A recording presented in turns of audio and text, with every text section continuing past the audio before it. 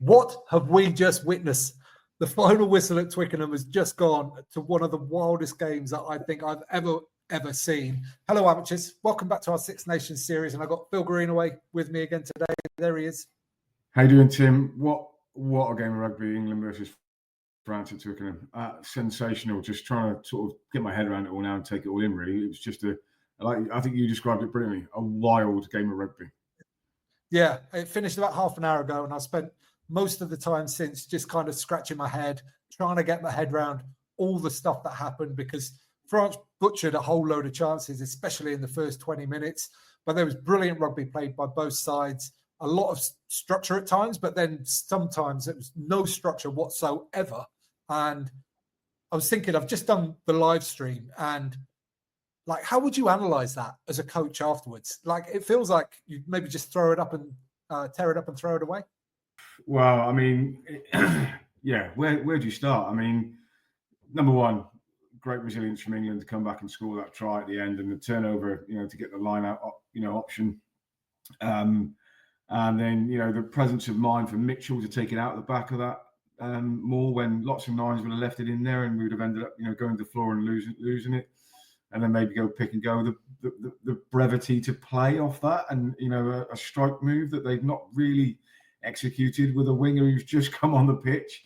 But I think England will be looking at how easily France cut them out wide early on, and then when France butchered those couple of chances, line out, a lot of line outs that sort of didn't quite go to plan in the first half,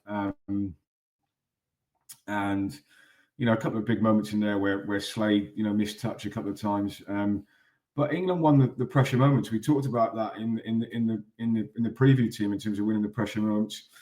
Great kickoff, return from Finn Smith kicking to Tommy Freeman. So I thought England actually really won the big moments. But yeah, as a coach, how do you unpick that? Unbelievable. Yeah, I mean, in terms of like the stats and stuff like that as well, some of the stats will probably be wildly like off key to what actually happened in the game, just because it was all over the place. It was such an interesting start, and to think sort of half an hour in, it was only like 7-7 or something like that, when it felt like France could have scored 4 tries by that point. England, it didn't feel like England were clinging on because they played enough rugby themselves, but they hadn't had massive opportunities to score at that point either. Yeah, do you know what? That'd be really interesting, Tim, wouldn't it? How many times did France make it into England's 22 and come away with nothing? And how many times did England make it into France's 22 and came away with a score? So, unfortunately, we're too close to the kickoff to have those stats. But it was just a helter-skelter game of rugby. I mean, the try that Billy scored, from Penno had sort of 3 involvements in that. From Dupont sort of standing down, playing sevens, chucking a wide pass. Great game of rugby, but England were never out of it. You never felt that England were out of it. France never got that 2 scores clear, and they looked a little bit nervous when they were close. So despite the rugby they were playing, England just clinging on, just those turnovers at key moments, just allowed them just to hang on in the game, and thank God they did. Yeah, for sure. We're not going to go through this blow by blow in this video. If you want to see that, then go and watch a replay of the live that I've just done. However, I completely agree. And also, with all that chaos going on, what I was really impressed with England was that they seemed really clear of mind. Like, they just managed to shelve all the stuff that had happened, even if it was almost like a terminal blow, and then just get up and do the next thing. And that was especially impressive right towards the end of the game when they needed to score. And I thought they actually found some attacking shape and some fluency in those phases that they hadn't shown for the rest of the game. Yeah, again, we talked about it in the preview, Tim. I thought England's bench came on and were massive. Finn Baxter scoring a try, getting a couple of penalties at scrum time. Both Curry brothers on the pitch, as you quite rightly predicted, were causing havoc and turning over. Ollie Chesham came on and made really hard meters. And, that last 20 minutes, England did have a bit of a fluency in their attack, and they just started to win the game line and the collisions, and were just, making collisions and then post-contact meters, which allow them to play a little bit. And when they do play, they play some good stuff. I thought Finn Smith took it right to the line and did some really, really good stuff. And Lawrence came into his own a little bit again in that last sort of 20 minutes. So, Yeah, tough to analyse it all now as I'm sitting here, but Marcus Smith missing 5 very kickable points off the tee, and again Finn Smith stepping up and sort of repaying the faith that Borthwick has shown in him by selecting him. Yeah, talk to me about that. Finn Smith stepping up to take the last 2 conversions after Marcus. Yeah, they were bad misses. I mean, not just bad misses considering where they were on the pitch, but he missed it by a lot. Like he hit it almost the width of the post wide twice in a row. Do you think Marcus went, my head's gone, you take this one? Or do you reckon Finn went to him, I'm going to take this next one? What do you reckon happened? Or did the captain go, oi, don't miss any more of these, and pulled it? Do you know, I don't know. I've been in that position, Tim. I've missed some terrible kicks in my time. It's not a nice place to be. But I just thought you saw Finn Smith's maturity and how grown up he was. I wonder if there's something in that last 20 minutes that Marcus Smith was more tired playing at 15 than playing at 10. I'd love to see his meters covered. I'd love to see that in the backfield because he covered a lot of kicks and he chased a lot of kicks that he kicked himself as well. So I'd be really interested if somebody's got that stat to throw it up there in terms of kick meters. And he did look absolutely shattered in that last 10 minutes. Yeah, he really did. One of the other things we picked out in the pre-game was Tommy Freeman against BLBRE in the air. And I don't think England went to it a lot, but they did get that joy from it with Tommy Freeman's try. And that was, it was a classic moment, wasn't it? Just chop back, play some shape, then chop back and kick back towards his wing, get him running onto the ball. And it was a good contest, actually. He only just won it, but he definitely, he did and got over. Yeah, and I think the key thing of that is you notice the angle he came at. He came across the front of Bilberry and just, blindside. So, Bilberry couldn't see him coming. He would have known he was there, but that sort of cutting across and as the kick's up in the air, clearly a pre-planned move. They've worked on it a lot and executed it, really, really well. Yeah, well, let's say a little bit about the French as well, because some of their play, it's hard to put a finger on, isn't it? I think as English rugby supporters, because it looks so different at times to the rugby that we're used to watching, maybe the rugby that we've coached and played as well.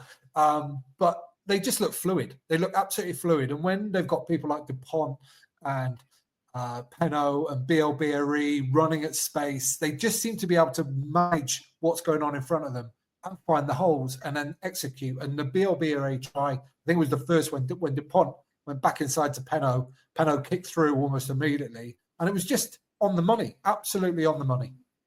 Yeah, you rarely see a pot of 3 sort of standing off, do you? With France and then playing out.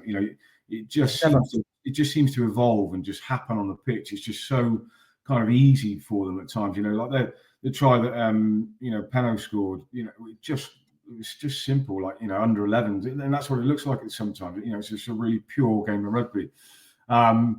And, they're offloading. Their forwards, can offload and they're coming onto the ball. I think, again, Aldred had a brilliant game. And, I love watching them play. And it is a totally, totally different game watching the French play to most other international teams. Yeah, it really is. However, they do sometimes make tackling an optional thing. What do you make of the Ramos attempted tackle for the Oleg Lawrence try? Yeah. Well, when you saw the back angle and you saw him get handed off, it was funny. I mean, I was wondering whether he thought that it should have been a forward pass and he just, didn't bother to make the tackle, but he clearly did try and make the tackle. But just, I don't know, he was sort of off balance, wasn't he, half-hearted? You'd have liked to think you'd have done a better job than that, Colfie in second 15, wouldn't you? He ended up going into like a forward roll after it. It was like he did a stuntman dive after the handoff. It was quite comical. Yeah, I thought the referee actually had a really good game. He allowed a lot to flow, didn't he? He didn't blow his whistle too early. He let the advantages go. And then, if you've got an advantage like that, France is so dangerous from an advantage, whether it be a knock-on or a penalty. But yeah, tackling was optional for Ramos for that try. But it almost felt like England deserved that. I felt because they'd hung in the game, they deserved a little bit of luck to go their way, and I'm pleased it did. Yeah, me too. And I agree on Amisha Kelly, the referee, as well, because there was a lot going on. There was a lot of chat as well. And I thought he was really firm. But as you said as well, let the game go, let it develop and play at advantage as much as he could. So that got us to half time. And it was 7-all at half time, and it felt like it could have been 35-35, to be honest, or 35-14. Who knows? Like, it could have been anything. Something happened at half time, though, which I found quite amusing, and that was Joe Marler appearing in an advert for the FA Cup game between Brighton and Chelsea, I think. Yeah. Doing an advert. That was hilarious. I think that's when my Wagamama's turned up for the kids around halftime, so I missed the halftime show. Joe Marler, but I think I've just seen him on Twitter. He's very happy that England won. Well, good. And then we got into the second half. And I mean, the craziness just continued, really. There was that period when it went almost end to end, when Bielbiarri ripped it off Marcus, who tried to run it back. It looked for sure that Bielbiarri was going to score. He popped it inside to Malvaca, who dropped it. Like, I've never seen him drop a pass ever. Like, it was quite a difficult one. I was up here behind his shoulder kind of thing. But, yeah, crazy game. And then Sligo nearly went the length. And if that kick stays in and England were pressurising that again. And, England did that well, actually, didn't they, in the second half? They just grubbed him behind a couple of times and hit, or, waited for the ball receiver to hit the floor from the kick, and then they really drove them back meters and sort of took 5-10 meters out of them. So I mean, it was a crazy second half, really pulsating, lots of mistakes, but that sort of added to it. Wasn't where people were making mistakes in the game to start. It was mistakes, and that's again where the referee came in to his own, because he just let it go and he let things try to develop off the back of that. So what a game. It felt like there were fewer errors in the second half. It felt like there was more good play, created good play, rather than people pouncing on errors and then exploiting that. It felt like there was a bit more structure to it. Like, at half time, I felt kind of blitzed a little bit in shock. But as the game went on, it got more and more sort of recognisable as actually a rugby game. Yeah, it did. And I think France, credit, and England, both ran the ball back from kicks, didn't they? They both sort of ran the ball back from those sort of deep kicks, which you predicted in the week that France would kick long, and I thought England, did really, really well with that. Even if they didn't kick straight away, if they did end up kicking, it was maybe pass kick and kicking on the edge a little bit more than just sort of standing there and bombing it up in the air. And France tried to play. They kept trying to play, and but really interesting is what with Dupont going to 10. With Jalabert, do they see that game out with Jalabert there in the last few minutes? I don't know. Who knows? Was that a tactical sub, or was it an injury? I didn't see it happen. I'm not sure. Actually, but I just sort of turned my head, and there he was standing at 10. Yeah, standing at 10 after dropping a stone cold try-scoring pass as well in the first half. Yeah, absolutely. He's human. He's not an alien. He is human. But what a pass that set the Penaud try going. Philippe to give to Penaud. I mean, he just looked like international rugby players shouldn't have that much time on the ball, but he just found it. And they made reference to his sevens training and England getting too tight and worrying about him too much, and sort of a 25-yard pass on his left hand, and we were in trouble again. Poor old Ollie Chesham was trying his best to get across there to get to Penaud. Felt so sorry for him. Never as a man felt so exposed. I mean, he looked like a giraffe running across the pitch, galloping across there, chasing him. But and then the interplay from France to score that try, I think they overcomplicated. But the little round the back and the way they do that, like you said, nobody else sort of plays rugby the way they do. It's great to watch.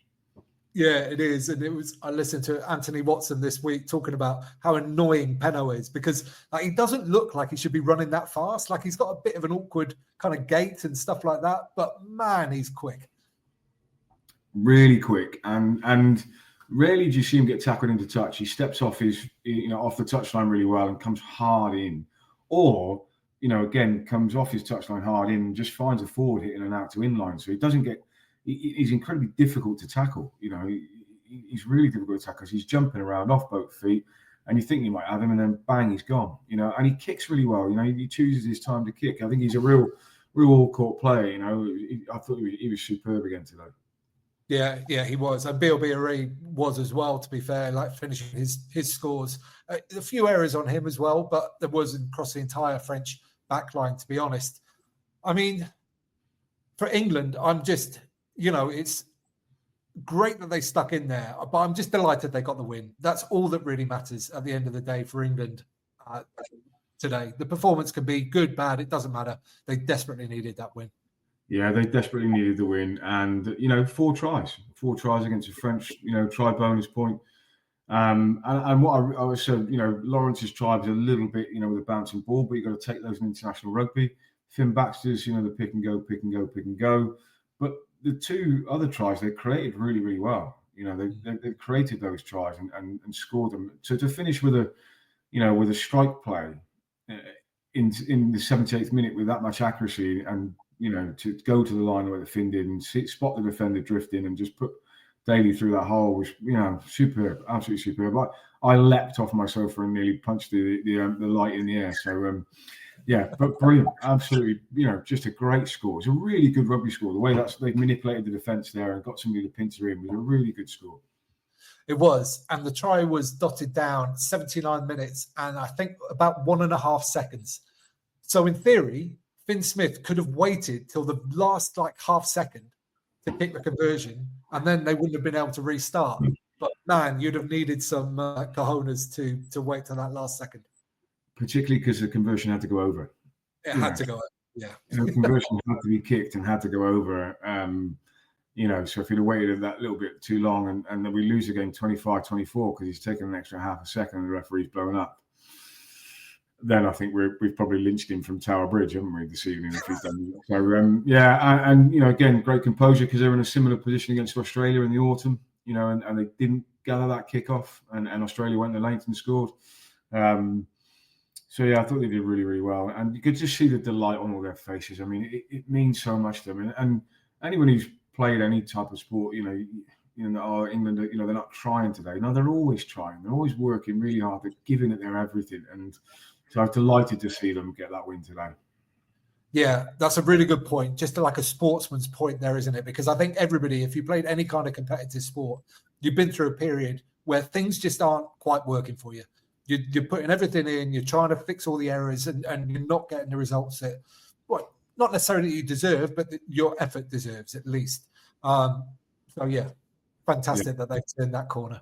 Yeah, it happens to me on the paddle tennis court every week, Tim. I try my hardest, but I'm just terrible and can't get a win. But just to see Steve Borthwick at the end there, and a really proud Englishman, regardless of whether you think he's a good coach or a bad coach or whatever it is, just to see England and to hear Twickenham rocking, it was brilliant. It was great atmosphere there today. I imagine there'll be some hangovers tomorrow morning for sure.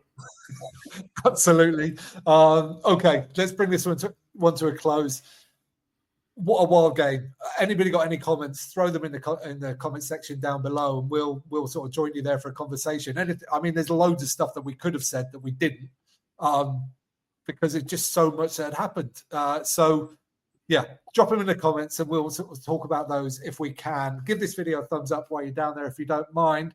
And Phil, on a hangover, thank you so much for your time today and invaluable insight. My pleasure. Looking forward to tomorrow. Scotland Ireland, going to be a great game as well. Going to be fantastic.